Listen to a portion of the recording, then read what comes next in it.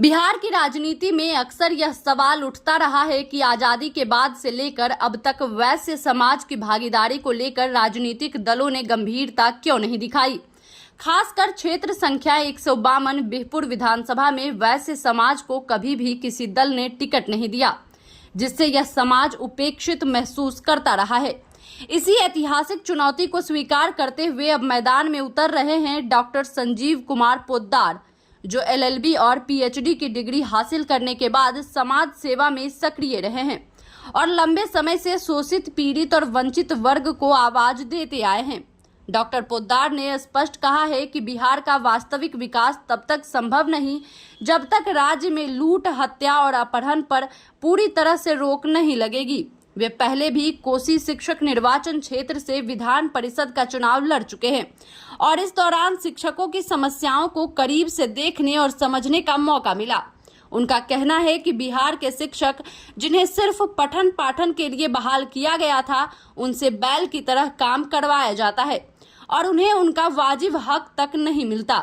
यही कारण है कि उन्हें आंदोलन और लाठीचार्ज का सामना करना पड़ता है। डॉक्टर पोद्दार का मानना है कि शिक्षकों को सम्मान और न्याय दिलाना उनकी प्राथमिक लड़ाई रहेगी और इसी मुद्दे को लेकर वे विधानसभा चुनाव में उतर रहे हैं। उन्होंने युवाओं के रोजगार और स्नातक पेंशन योजना पर भी सरकार को कटघरे में खड़ा किया। उनका सवाल है कि जब ग्रेजुएट वोटरों से जीतकर MLC को आजीवन पेंशन मिलता है तो स्नातक युवा क्यों उपेक्षित रहे। सरकार ने सिर्फ 1000 रुपए की पेंशन की घोषणा की है, जो महज 33 रुपए प्रतिदिन बैठता है। डॉक्टर पोद्दार ने इसकी जगह 3000 रुपए मासिक पेंशन लागू करने की मांग की है, ताकि स्नातक युवाओं को वास्तविक सहारा मिल सके। वहीं अनुकंपा आश्रितों की बहाली को लेकर भी उन्होंने सरकार पर निशाना साधा और कहा कि वर्षों तक संघर्ष करने के बाद भी आश्रितों की नियुक्ति समय पर नहीं हो पाती। उन्होंने यह मांग रखी कि प्रत्येक 6 माह के भीतर अनुकंपा आश्रितों की नियुक्ति सुनिश्चित की जाए। बिहपुर विधानसभा का इलाका हर साल बाढ़ और सुखाड़ से प्रभावित रहता है। डॉक्टर पोद्दार का कहना है कि जब पंचायत ही सुरक्षित नहीं होगी तो राज्य भी सुरक्षित नहीं रह सकता। इसलिए उन्होंने यह मांग रखी है कि हर पंचायत में अग्निशमन सेवा और NDRF की टीम की तैनाती की जाए, ताकि बाढ़ और आग जैसी आपदाओं से गांव और इलाका बचाया जा सके। व्यापारियों और दुकानदारों की सुरक्षा को लेकर भी डॉक्टर पोद्दार ने बड़ा ऐलान किया है। वे कहते हैं कि पूरे बाजार में CCTV कैमरे लगाए जाएं और पुलिस की गश्त को अनिवार्य किया जाए।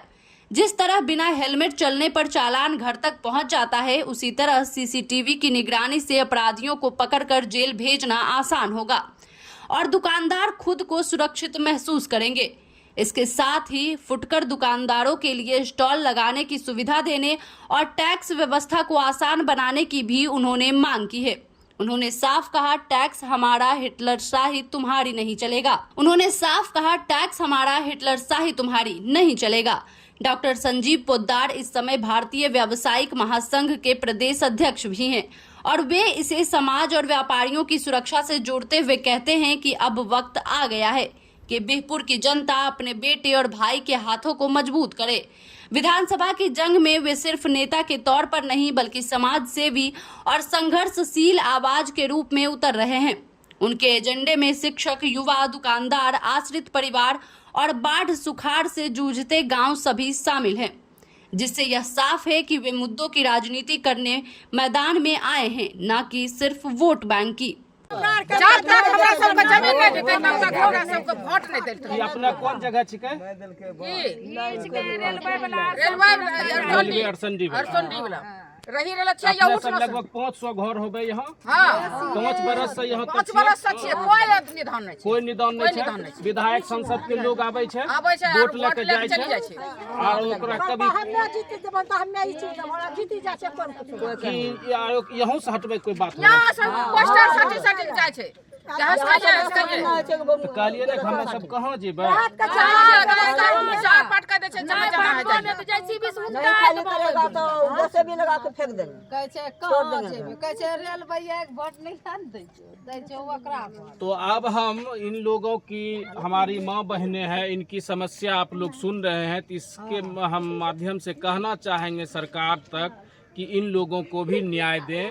इन लोगों का भी वोट महत्वपूर्ण है, इन लोगों का भी वोट कीमती है। वोट लेने के लिए इन लोगों के पास भी आते हैं।